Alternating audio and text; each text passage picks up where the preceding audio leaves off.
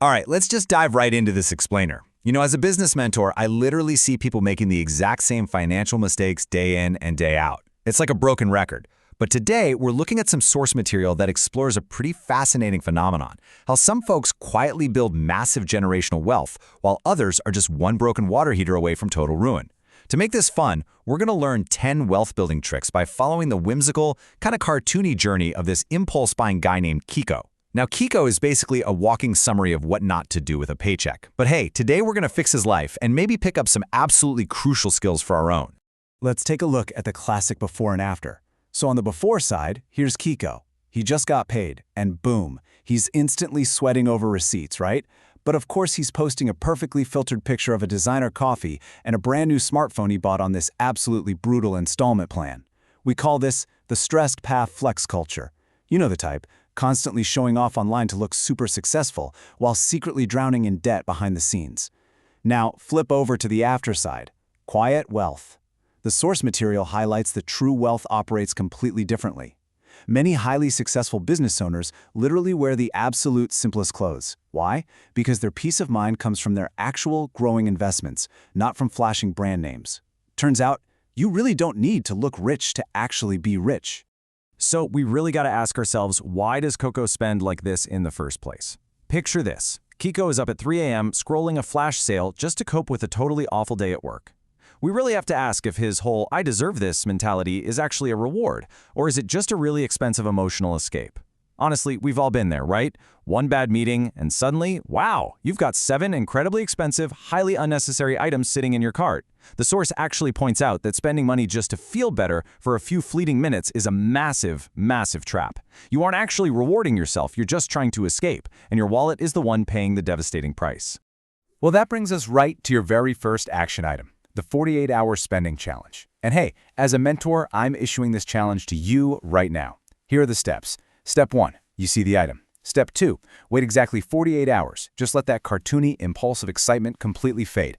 Then, Step 3, assess if you still truly need it. The source notes that 90% of the time, that overwhelming urge to buy just completely evaporates after 2 days. You'll quickly realize you didn't actually want the item at all. You just wanted that quick dopamine hit of hitting checkout. Real financial discipline, it's not about making a massive income. It's really about controlling your emotions before you ever open your wallet. Now, to actually stop that emotional spending, we really have to understand the stark contrast in how debt is viewed. There is a massive night and day difference between bad debt and good debt. Bad debt is the stuff that sinks you. Think Kiko's online gambling habits, upgrading phones every year, or those luxury shoe installment plans. It's bad because it has absolutely zero return on investment. You're just swiping your card for a lifestyle you can't actually afford. On the flip side, the wealthy view debt simply as a tool. Good debt is borrowing money strictly to buy business equipment or maybe to open a brand new branch. Things that will ultimately generate even more money for you down the line. Okay, this is where the danger of the whole loose change or body mindset really kicks in. Get a load of this staggering number, 50,000 pesos. That is how much money Kiko loses in a single year just by treating his daily premium milk tea as loose change. I mean, wow. Small expenses, repeated daily, are absolutely silent wealth killers. So, while Kiko is left with literally nothing but the memory of a sugary drink, others are quietly taking that exact same daily amount and investing it. Fast forward a few years, Kiko has zilch, while the disciplined investor has a growing business, solid assets, and actual, real financial security. And that leads straight into a classic mentor's golden rule. Respect the money, and the money will respect you back. The source makes a really profound statement here. It says every single peso you spend is basically a vote for your financial future. If you don't respect the small amounts of cash passing through your hands, well, you're absolutely never going to hold on to the big amounts.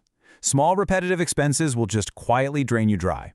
But if you respect and invest those same small amounts, that's how you actually build your future. You really have to treat your money with respect if you want it to stick around. So how do you actually master your daily cash? Well, you can use this super simple tracking template to completely flip your payday routine. Look at the broke formula first.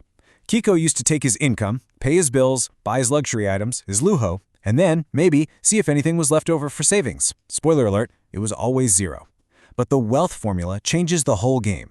The new rule is income minus future savings equals daily expenses.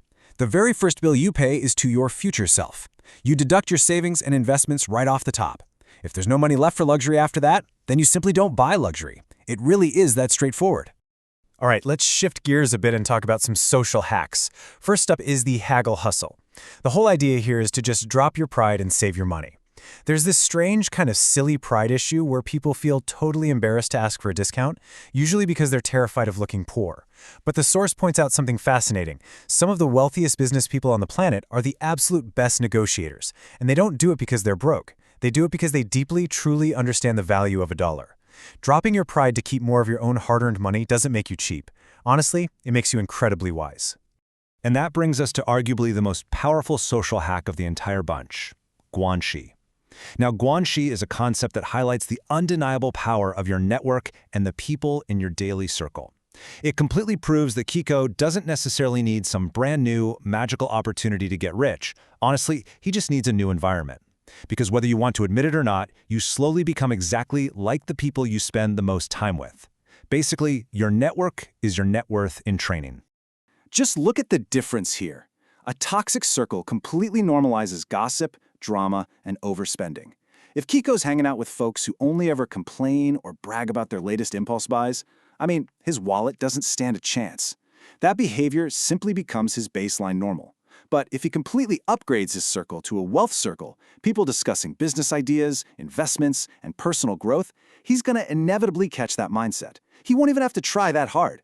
The environment is literally going to do the heavy lifting for him. Okay, let's drop a massive truth bomb right here. Tell me who your friends are, and I'll tell you your future. The reality is, your environment is always, always stronger than your motivation. Surrounding yourself with driven people will inevitably pull you upward. This is exactly why highly successful people are notoriously picky about who they let into their inner circle. They know for a fact that the wrong people are an anchor, but the right people, they're a rocket ship. You can have literally all the motivation in the world, but if your friends are dragging you down, you're not going to get very far. So, that upward pull from a solid network naturally leads us right into generational thinking. This is the point where Kiko stops acting like a one-day millionaire and actually starts building a financial foundation for his kids and grandkids. The source highlights a really common pitfall we call weekend thinking, like getting that 13th month pay and instantly blowing it on instant rewards, completely hyper-focused on the upcoming weekend. Generational thinking flips that. It means setting up businesses and assets that make life easier for the generations coming after you. True wealth is built slowly. Sometimes you're planting seeds for trees that you might not even get to sit under, and that's exactly the point. But if you actually want to build that kind of generational wealth, you have to realize that relying on just one paycheck puts you a single emergency away from total panic. Take a look at this chart of financial safety. If you only have bar one, your day job base income, and you lose it tomorrow, how long until you run out of money? A month? A week? Relying on a single income stream is incredibly dangerous. The real goal is to build out bar two and bar three, your investments and your side hustles. When you have multiple streams of income, a problem in one area doesn't sink the whole ship. And that leads us to the ultimate secret of this entire explainer, treating money as an employee. So instead of exhausting himself working for money, Kiko now invests his cash, so his money works as a 24/7 worker for him. This is a massive, game-changing mindset shift from the source material. Think of it like this. Every single peso you hold is an employee. If you blow it on junk, you just fired your employee. But if you invest it, well, that employee now works for you 24 hours a day, 7 days a week, never takes a sick day, and best of all, it actually recruits more employees through the magic of compound interest. You definitely shouldn't be the only one working hard. Your money needs to hustle too.